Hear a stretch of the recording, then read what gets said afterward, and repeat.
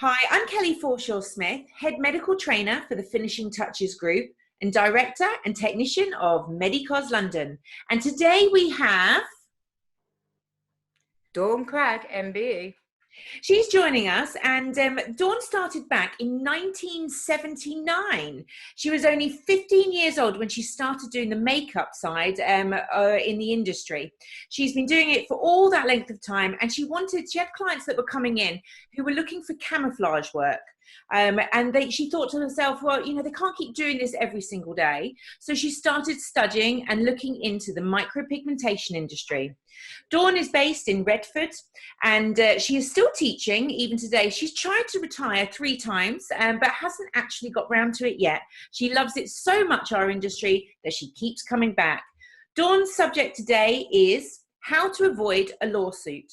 Dawn, so you've had a wonderful career in the industry, but the more people you teach and the more people that you treat, the more there's going to be some complaints or lawsuits. So how do we avoid a lawsuit?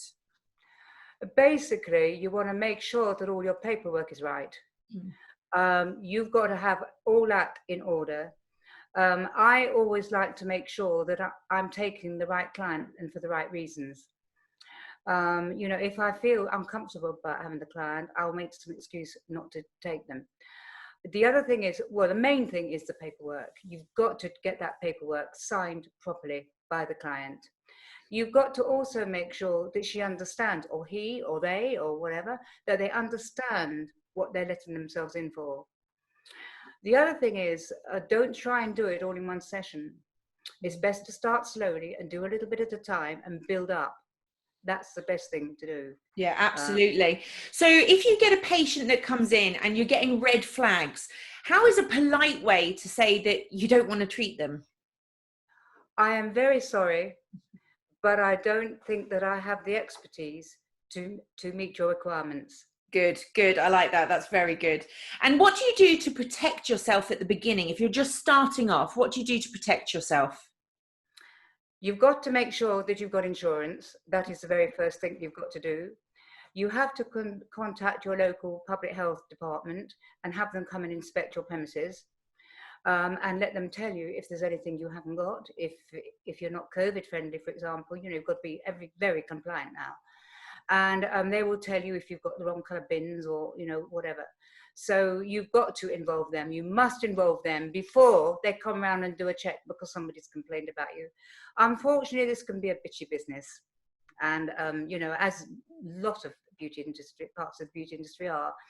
So you've got to get your authority's permission and make sure you have absolutely everything in place. Yeah, that you've kind of dotted all the I's, so to speak. That's right. What about, for example, obviously you mentioned about the insurance. Are there lots of different insurance providers? How do you know which one to go for? Well, when you train, it should really be your tutor. Your instructing school should advise you. Yeah. Okay. That is what you should do. And people make the most terrible mistake of going for the cheapest. Yeah. Going for the cheapest doesn't mean to say you're going to get the same cover as you would if it was more expensive. Yeah, there's that saying, you get what you pay for. I get my students to make sure they've got insurance before they train with me. Obviously, they're trained with me, have got their insurance here with me. But I get them to find out for themselves that they can definitely get insurance after they're training with me. Yeah, then there can't be any misunderstandings. Exactly. They should do that beforehand, like research all the insurance companies, make sure they can get insured for whatever it is that they're Yeah, they shouldn't research them all. I give them a few that they can try, but I want them to make sure and get it in writing on an email that they've got, definitely can have insurance. I've never had a problem with anybody. No, I don't think it would be. Also, you mentioned as well, like the reason you got into doing the camouflage, the camouflage stuff is that you had a lot of patients. So is there anything else to do with that question you want me to answer? Oh, Dawn, you've frozen on your screen. Oh, no, you're back again. Hello. You've frozen in time there. You're back again. Right. No more to that question. But you mentioned that to me before, that the reason you got into doing the micropigmentation is because you got a lot of patients that were under 18 and you wanted to help them, particularly with the camouflage side. Can you tell me a bit about that? It is against the law. I've got some notes here somewhere, Robert. It is against the law to tattoo a minor under the age of 18. It is against the law, and the tattooist could be sued. The parents could be sued, even though they didn't know that they were going to have that done. But I have got special dispensation to do that, and special insurance to do that. And of course, it has to have medical referral. And it's for such things as maybe they've got alopecia, they've got no eyebrows, they're getting laughed at school, they've had a scar.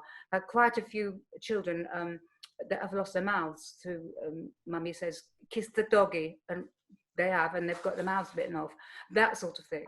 And of course, sometimes it's plastic surgery first, and then they come to me to have. And also, I know that when I do the medical side, is that obviously you've got to wait for the patient's scar to mature, to be old enough before you start to do that. Because also they may also, for example, if it's, I had a patient who had oil when she was a child over her chest. So obviously she's got to wait until she's a bit older, till she's matured, because obviously you need to put it in the right balance. But once that's all sorted, I mean, again, my insurance, I can do children as well, because I've got the right insurance for it. But with my insurance, I have to get both parents' consent. In order to do. The reason they do that is because, just for anyone who doesn't know, the reason they do that is maybe they're from a split family and mum wants them to get it done, dad doesn't. Well, the problem with that is that obviously then that's how you get a lawsuit, is by doing it without both parents' consent. I want to make it quite clear that you and I have been doing it a very, very long time, Kelly, and we are experts at what we do. People must not practice on children. Yeah, absolutely. Right? They mustn't do it. They mustn't do it. You know, and to get the parents to sign, you mustn't do that either. Yeah, I mean, this is going out globally as well. So you've got different, obviously, insurances, different guidelines all around the world. But obviously with England, ours it is illegal to tattoo someone under 18. It's also unethical to do that as well. Yes, it is a sexual and criminal offence. Yeah, okay, fantastic. Do you patch test your patients? Patch test. This is amazing. That's another thing that to keep yourself out of court. You know, you must do patch tests. My clients get patch tests for every single product that I use on them. Okay. And it is very wrong to sign a disclaimer, because there's a disclaimer will not stand up in a court of law. It is not a legal document. Tell me for people out there, what is a disclaimer? A disclaimer is what a lot of people get the clients to sign, saying that if anything goes wrong, it's not the salon's fault, you know. But the point is, you can't take away people's rights, and people, when they're paying for service, they expect to have it done to a professional standard. And if it is not right for them to have signed a disclaimer to say, well, tough, you know, you've got one eyebrow 2 inches higher than the other because I got jumped last night. You know, this sort of thing doesn't work. Yeah. I mean, I know that I didn't realize for a long, long time, and my insurance is actually okay, but what I didn't realize is when you draw in, so say a set of eyebrows, you have to put a spread of the color above the eyebrow and take a photograph of the eyebrow drawn in with the spread of color that you're going to use. I never realized you had to do that. I thought you could just write it down, say that they agreed to the shape, and that was it. But I was wrong. You have to draw in the eyebrows and spread the color above it and photograph it. Yes, and everybody's skin is different. Yes, you're quite right, Kenny. Of course, you usually are. In fact, you always are. Can I have that in writing? And you're quite right. And not only that, the colour can change according to the acidity of the skin. So it's a really good idea to have that on for a while. I know it's different when you're putting it into the skin, but I still think it's a good idea to leave it on for a little while. Yeah, I mean, when I put it into the skin, I do, I'm sure you do as well, like a colour patch test for when you're camouflaging. Because what a colour patch test is, for anyone out there who doesn't know what it is just a small amount of the product, the colour that you're going to be using, with the needle that you're going to be using, with the machine you're going to be using. And you that's a patch test then? Yeah, like a colour patch test. That's a patch test, not a patch test. Oh, I call it a colour patch test. A patch test is on a piece of plaster on top of the skin. How I do it. Yeah. And a patch test is if you actually tattoo a bit into the skin. Oh, okay. We got different names for it. So yours is that. So mine is a patch test is with a lancet and the products you're going to be used, either behind the ear or on the elbow, and you can use a plaster as well. A colour patch test to me is like a scratch test to you. It's a little bit of the colour that you're going to be tattooing into the area, and all it is to do is to see what colour you're going to use when they come back. Mm-hmm. Is that the same as you? I will only do that for medical procedures. Yeah, no, definitely not for anything else but medical. That's only for camouflage as well. There's no point doing an areola or anything like that. You're wasting a needle for doing that. But can I just go back to something you asked me? You were saying that you can't do people who've been burnt with oil and stuff like that. You can't do it for a long time. But I do camouflage creams, you see. Okay. So when my clients come to me and they've got a problem, I can teach them how to use the creams, and they can get them on in the UK. They can get them on the National Health. Oh, that's great. That's a very good point, Dawn. And also, like, maybe they're not ready for colour or placement of colour, but they could also, like you said, have creams. They could also maybe have a camouflage makeup that they're referred and showed how to use. Yeah, well, that is it. That is the creams, yes. Perfect. I've got told off by the British Association of Skin Camouflage by calling it makeup. So now really? I used to say creams, yes. Oh, you wouldn't get told off by me, Dawn. No. And also you've got other options as well, haven't you? Before you even put colour or placement, is you want to prep your canvas anyway. So obviously time is one way, but another way of speeding that up is by maybe using the Meso Vital, the Meso Me, the plastic, 18 plastic needles. You could even do a tiny bit of needling. So skin needling is very good. I think it's one of the best treatments that ever can happen. And then you've got different serums that they could take home. They could use 2 weeks before. They can use forever if they wanted to. So you're basically saying you give them the other options. Yes, I mean I don't advise any serums because you never know. To me, I never know how skin's going to react if you put something into skin. So I don't do serums. Yeah, no, I use a couple of serums that are all. They're perfect. There's two in particular of our cell biology range that I love. And you can actually use them after. I'll ask you for some details, maybe. Absolutely, I'll get it sent to you. They're lovely. They're really nice. They're very mild. They're very gentle, and they can be used on every type of skin texture, so that they are worth it. I know. I'll send you some over. If a client does complain, what tips can you give to stand your ground? Keep your mouth shut and go straight to Swifter. Yeah. And your insurance company at the same time. One phone call straight after the other, and then put it in an email. And never always in writing. Always in writing. An email is fine, but always in writing. But never ever get involved at trying to justify yourself, because otherwise you can get a he said, she said, you said, I said. No. Can you tell me what a Part 36 agreement is, please? It's where it is agreed out of court, before it gets to court, is where it is agreed what is going to happen if the client is dissatisfied for any reason. It's to save you going to court and to save the expense. Okay, and is it correct, tell me if I'm wrong, because you're the expert in this, but is it correct that if they bank that check, it's normally done via check or I guess nowadays transfer, but if they bank it, it's deemed that the matter is complete? They then can't go after more money.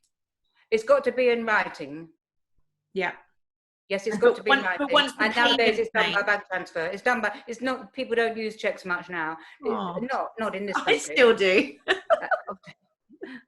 Well, yeah, occasionally, but very rarely now do they. Yeah, true. So, so I think that that is what you have to do, really.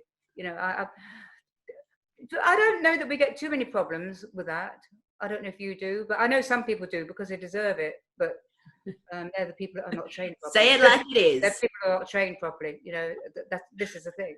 Yeah, absolutely. And unfortunately, we have a wonderful industry.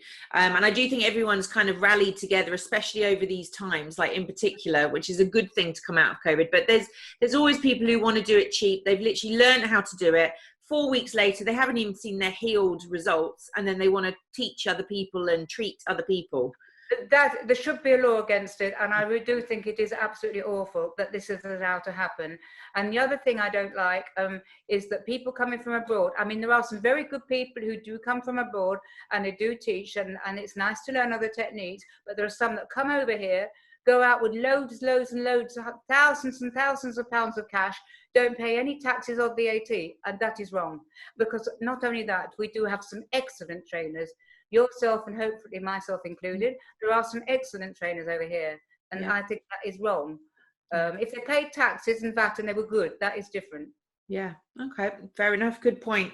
So if someone's bad mouthing you, so maybe another technician or another training school, or even the patient is bad mouthing you, is there any way that you can silence that, or is there anything you can do? I would go to the police and ask them to give an order of harassment.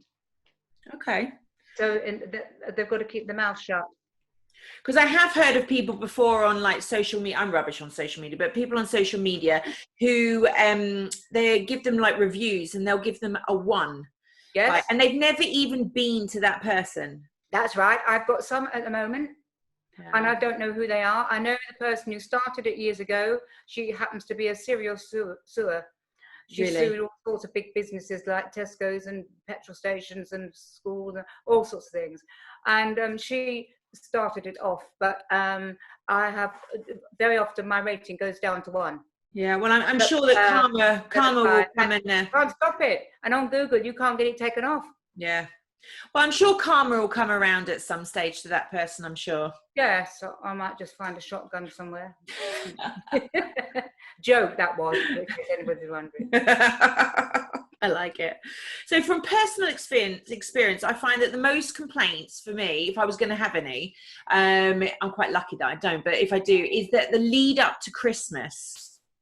People are short of money. That's my theory as well. Money bag, and they've got the husband saying you shouldn't have done that. There's nothing wrong with your eyebrows. They were perfectly all right. Now we can't afford to buy the children what they want for Christmas. Can't afford a turkey and all that sort of thing. So I think that's what it is. Yeah, no, I agree 100%. I'm glad you said that. That's exactly what I think as well. Also, you have the patient that, like, for example, I did have one patient that I'd been doing for probably about 10 years, her eyebrows, no bother, no complaint. And I happened to know that she lost a job. Not that made any difference, but obviously money was a little bit short.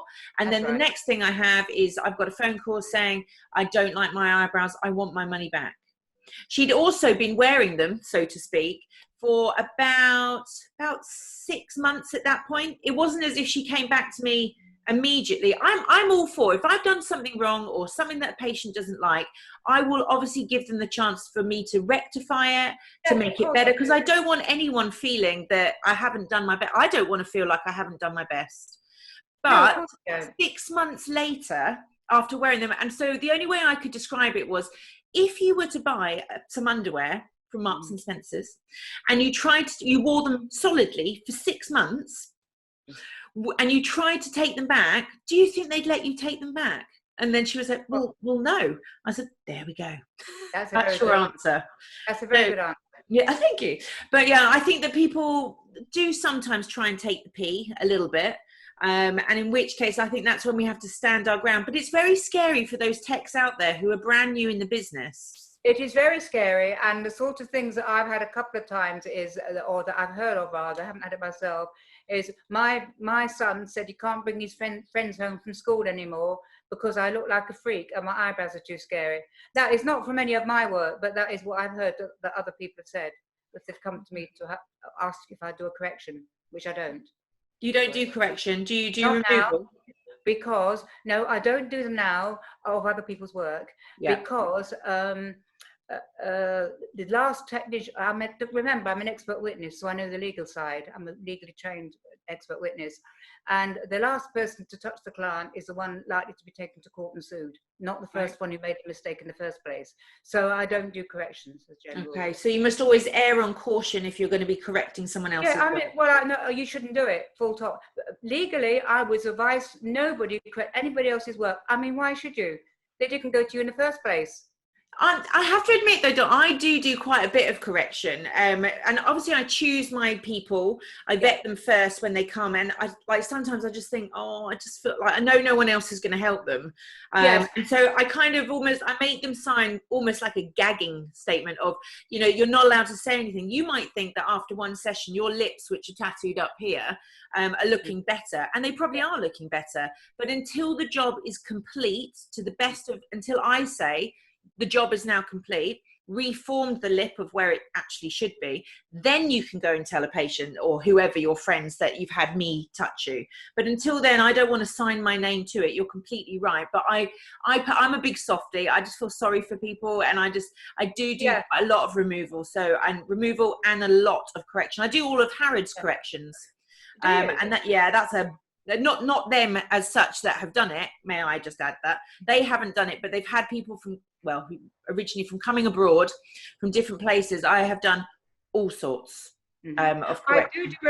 I do do removals. I have to say, I do those sometimes. But you see, you and I are very, very experienced, Kelly. You know, this is the difference. We can do things because we know we've got a lot of years of experience, and we're very clever at what we do. But you know, people who've hardly been trained, some people have got problems with their eyesight. You'd be surprised what I've had here. Yeah. I mean, for example, before anybody trains with me, Kelly, you might think this is a bit over the top, I make them bring an eye test certificate, taken at so many inches away from where they'll be working. I make them do an eye test certificate and bring it with them before I'll actually teach them. Yeah, I think that's a good thing. I mean, obviously, we do similar. We do, can you thread a needle, the eye of a needle? Oh, do you? Oh, yeah, with a piece of thread. And if you can, then, you know, obviously that's a good sign. That's really good. Yeah, also we've had people before when we've done the training who, it's not just eyesight, is it? It's coordination. And some people are colourblind. Yeah, absolutely. Mainly men who are colourblind, but there are other people who are colourblind too. Yeah. No, it's incredible, like all the bits out there. Dawn, this has been absolutely brilliant. Is there anything you'd like to add to how to avoid a lawsuit? Yes, I would like to say that you've got to think about your person, and if you might be putting the client to the risk of getting an infection. Because, for example, I don't like to see people with long nails and nail polish on. I don't like to see people doing treatment. Sometimes the nails are so long, they've gone through their gloves. All right. Yeah. And the nails harbor bacteria underneath. Not only that, that there is something in nail polish that affects the conjunctiva of the eye. Okay. And it can end up with something that is very, very much like conjunctivitis. So I don't like that. You could get a lawsuit for that. That is really, really the main thing that I would like to say. Okay. Yeah. On that note, I must be careful then. My nails are... Oh my goodness. Is that the same for, I've heard the one about the nail polish, but if I heard that gel nail polish, which doesn't chip, is actually okay?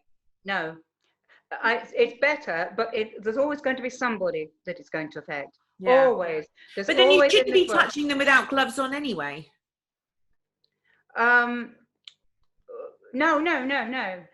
But the other thing to keep yourself out of court is to make sure that absolutely everything is documented. I mean, I am very lucky because, as most of you know, I've got Robert in the office. He used to work in a very, very strict establishment, and he's used to making notes of everything. Yeah. And we have notes of phone calls, we have everything. And nowadays we have WhatsApp, and we can record everything. We put absolutely everything. Date, time, every single communication we had with the client is kept in case we ever needed it. That is very important for people to do, because if you can't prove anything, you haven't got a leg to stand on, you know, about anything. I've actually got a funny story. I know it's obviously you tend to, but I've got a really funny story that years and years ago, when I very, very first started, literally, I think it must have been probably in my top 100 clients I'd ever done, like right from the start. And I did 3 sisters. All of them had eyebrows, and 2 of them came back after the 4 weeks, had their second, all was good. This was back when we only had the Kodak camera. There was no digital. And I'd taken the photographs, the befores and afters. Anyway, the 3rd sister couldn't come back. She was on holiday, so she wanted to come back later. I was then away, so hers was delayed a tiny bit. cut a long story short, when I got the photos developed, as you do, when I got them developed, I found that the third sister, her after picture wasn't very good. It was taken very badly. And I must have commented on it at the time, but rather than retaking it, because I felt like I was a bit under pressure at the beginning, I didn't retake it. And she knew that. Anyway, cut a long story short, she rang me one evening and she said, I want my money back. My eyebrows are terrible. And again, this is 6 months after having it, or pretty much after having the first session done. And I was thinking, I know that I did a good job. I know that, everyone had done a good job. He said, no, you haven't. I said, and at the time I was too scared to say to her, please send me a photograph dated on the photograph of when they of you now, basically. Or then what I had to do, and I was terrified, I almost gave her her money back. I was like, oh no, someone's angry or upset with me. In the end, luckily I've got my mother, so my mum said, no, you need to bring her, get her into a room. And I felt a bit threatened because I didn't want to, I was so young, and I didn't want to have her shout at me or be angry with me in person. But she said, no, Kelly, she needs to come in. So she came in. Mum came up to London, up to Harley Street with me, bless her, and we sat there together behind our desk. And she said, this lady came in, and her eyebrows were like, I was like, no way have I done those. Like, there's absolutely no way. And so it turned out. So Mum asked me, she said, did you do those? I was like, don't even need to ask. No, I didn't. She'd had them done somewhere else and they hadn't done them correctly.